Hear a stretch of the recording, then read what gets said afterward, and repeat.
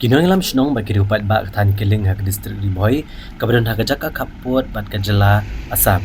Hak karwe terik naitung arajar arpusan kila pendam jure kejengwan lek don bor gibreu ke Asam, kibala rung bat lek menlek kuma kendrai ki karkhana liat mau kibadan hak katan. Klem da ajung tip ni boru nagi bor pada kimi jong shnong jong ka keling. Kumelu ujor de ginong ilam shnong kibala penpau kejeng sokya kabajur halo kejengwan lek jubor jong gibreu naga jela Asam.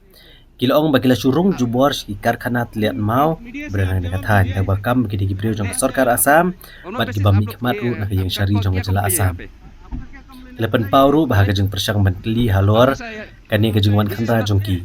Kinong ilam shnong katan keling keliok pentip ru balalam kemat ya kani kakam di kinong Asam bat duwe beriu latip keteng ngujitul deka beriu ubran hakamat ya bagi sorkar Asam kumulakam.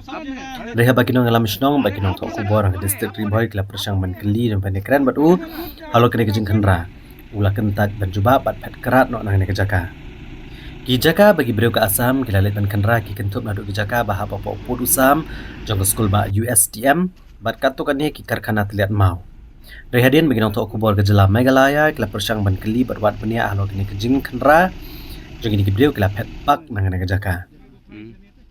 Nagaliang ginong syong shnong ka keling bat ginong ilam shnong kila penpau ba kani kade jingyu roj ka hok jongki nong syong shnong bat kim buram sho ginong ilam shnong banwan pentip ginong ilam shnong ha ba kilit ban khandra lele ekanu kuno ka kam ha ka ba kila benrap ru ba kani jing le jing bion na jela Asam kala pensubajur ba kala bandan KK shalendat ang menyu onong ki katto kani ki he na jela Asam.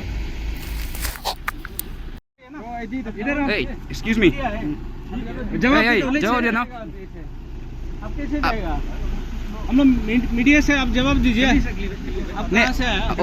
On what basis आप लोग ये आपका क्या कंप्लेंट है यहाँ पे? आपका क्या कंप्लेंट है बताइए। हाँ भाई, आप कैसा है? This is not the jurisdiction of Assam.